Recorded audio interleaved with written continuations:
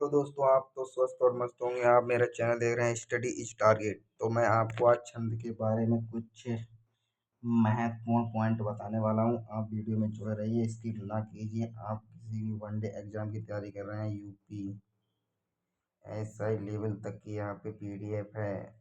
यहाँ से बच के कुछ नहीं जाएगा ब्रो। ठीक है, तो आगे बढ़ते हैं। छंद छंद क्या है? छंद एक बंधन होता है। छंद क्या है? छंद एक बंधन होता है। इसे तीन भागों में छंद कितने प्रकार के होते हैं? छंद कितने प्रकार के होते हैं? छंद तुम्हारे तीन प्रकार के होते हैं।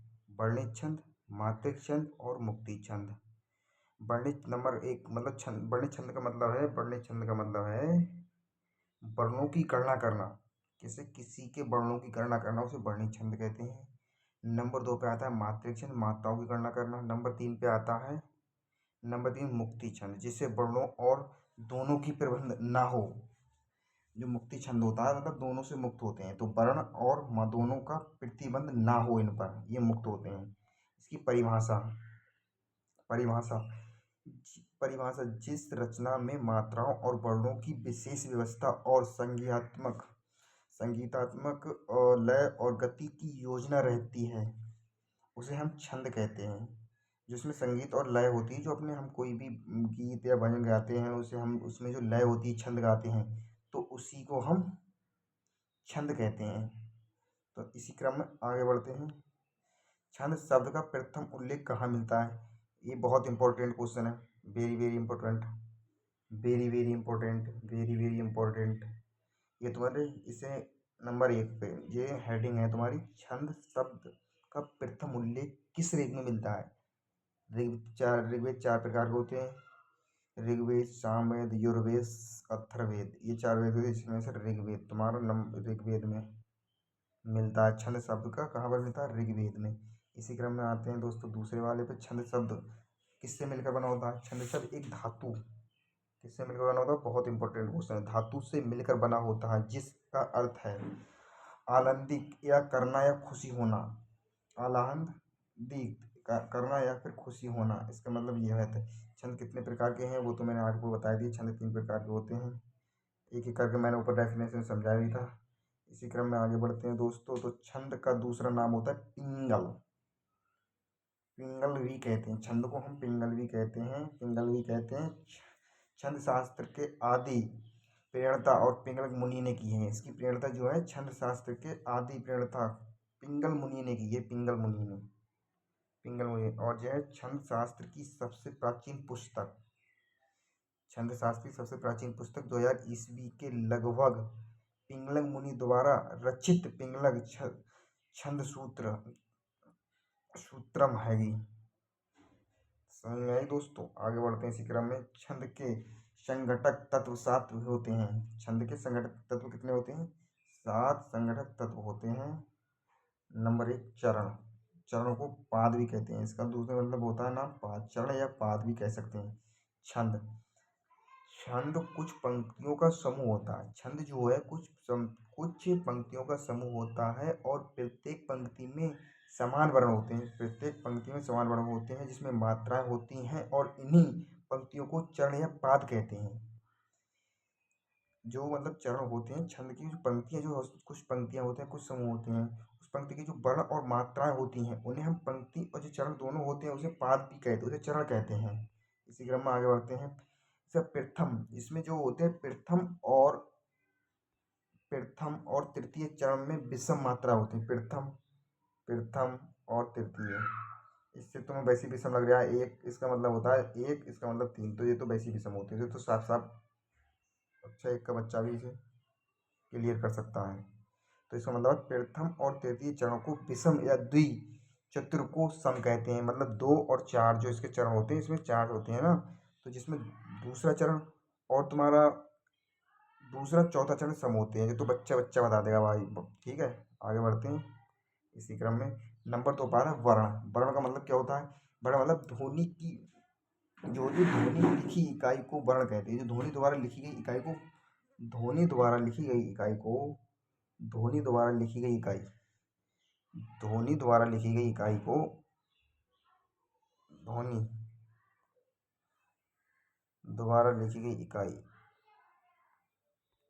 उसे हम ध्वनि द्वारा लिखी गई इकाई को वर्ण कहते हैं। जो छंद शास्त्र के वर्ण दो होते हैं। छंद शास्त्र के वर्ण कितने होते हैं? छंद शास्त्र के दो वर्ण होते हैं। छंद शास्त्र के दो वर्ण होते हैं, लघु और गुरु। लघु, लघु जिसका मतलब, लघु का मतलब होता है जिसमें एक मात्रा होती है, जिसे हम लघु से प्रदर्शित करते हैं। जिसमें क्या क्या आता है लघु में? तो हमारा लघु में आता है छोटा आ, छोटी ई, छोटा ऊ, ऋण और चंद्र बिंदु वाले जितने वर्ण होते हैं उस पर लघु, जिसमें एक मात्रा मानी जाती है जैसे। और गुरु, गुरु का मतलब होता है दो मात्राएं।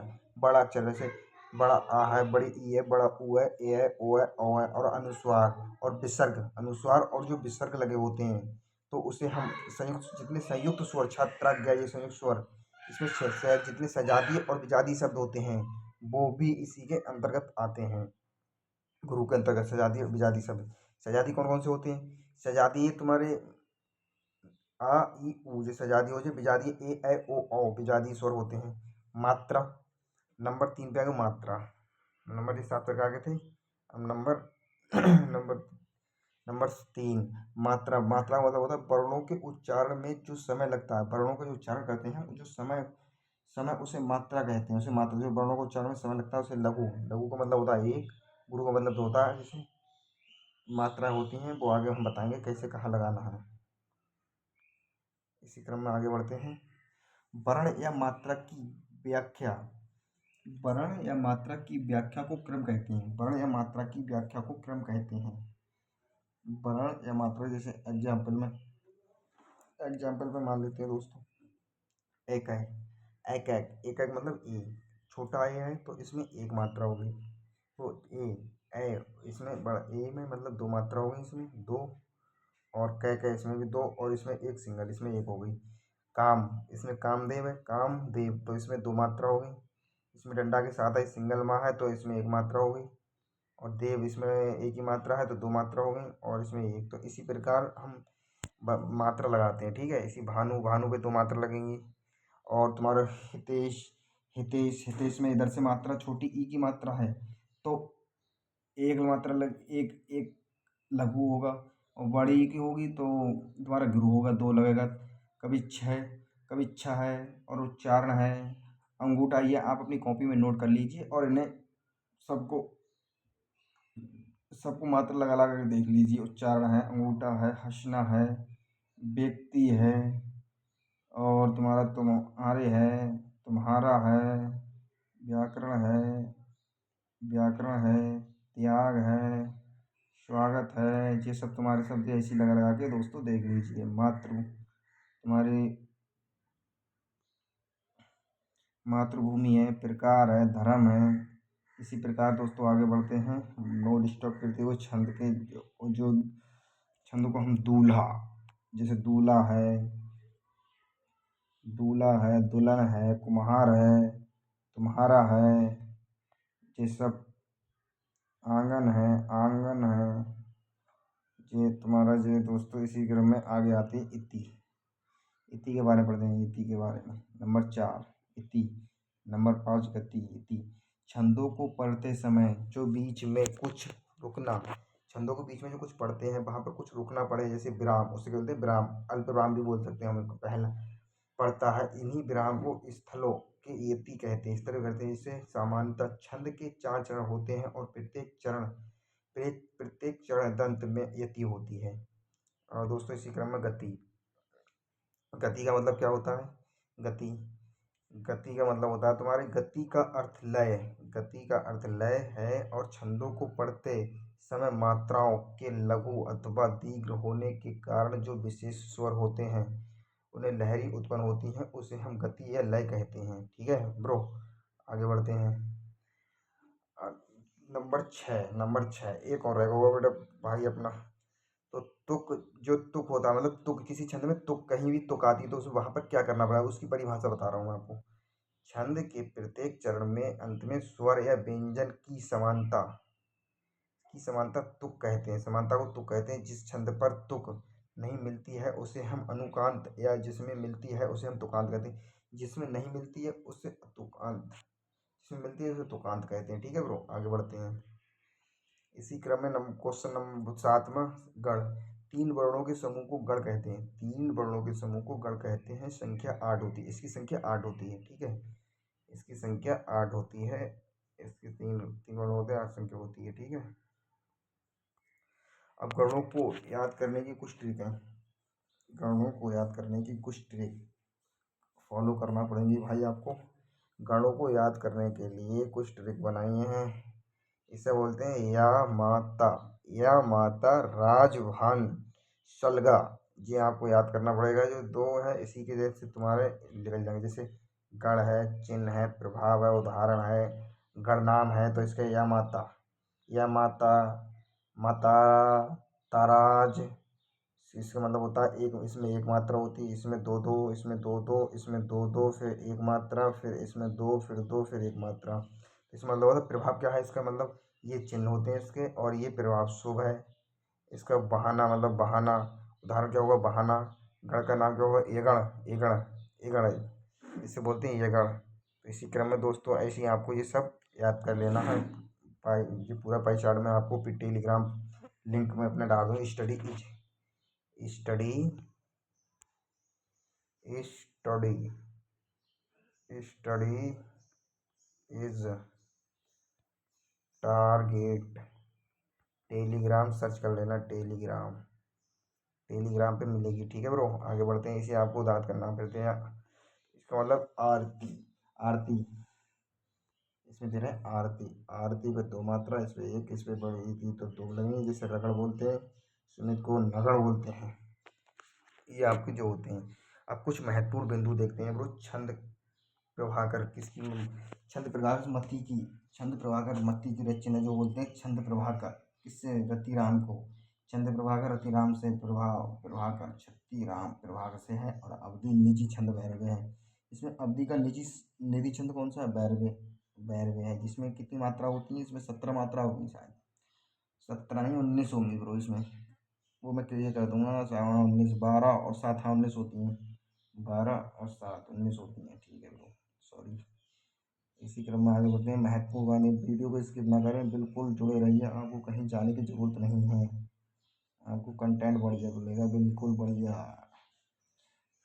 और जहाँ रत्नाकार, यहाँ पर आया रत्नाकार ग्रंथ गंगा अवतरण किस छंद से लिखा गया है, रोला से लिखा गया है। घनाक्षरी छंद, घनाक्षरी छंद जिसे हम वर्ण छंद भी कहते हैं। वीर या आला किस जाति छंद से आता है, मात्रिक से आता है।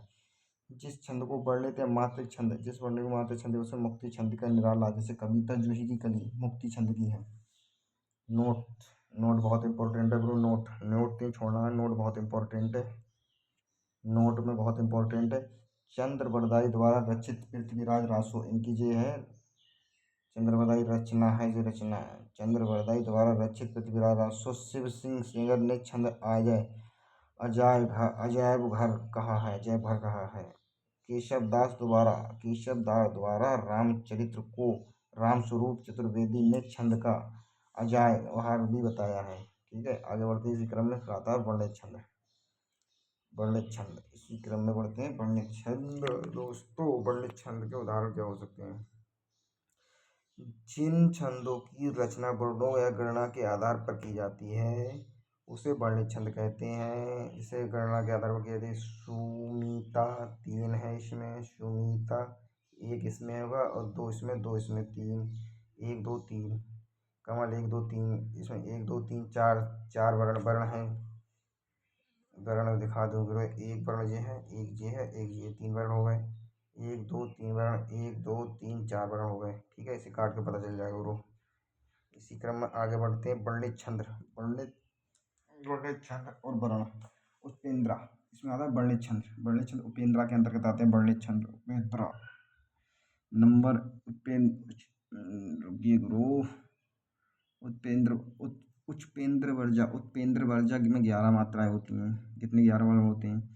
और तुम्हारे इसमें मालिनी में 15 होते हैं। शव्या में 11 से 22 होते हैं। और इंद्रवज्जा में 11।